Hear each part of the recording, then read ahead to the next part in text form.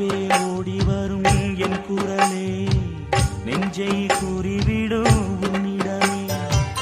என் கை என் உடம்பை காயம் செய்தார் எங்கே கூறிடுவேன் என் உயிரே. நீ எந்தன் பாதி இதுதானே நீதி, உன்னை விட்டு போக முடியாதம்மா. மறைந்தாலும் நான் மறு ஜென்மமே என்றும் தேடி வரும் சொந்தம் இது கண்மணி. அதை தள்ளிவிட நியாயம் என்ன கண்மணி. இது நீ இருக்கும் நெஞ்சமடி கண்மணி. இன்று யாரடிச்சு வெண்முதடி கண்மணி.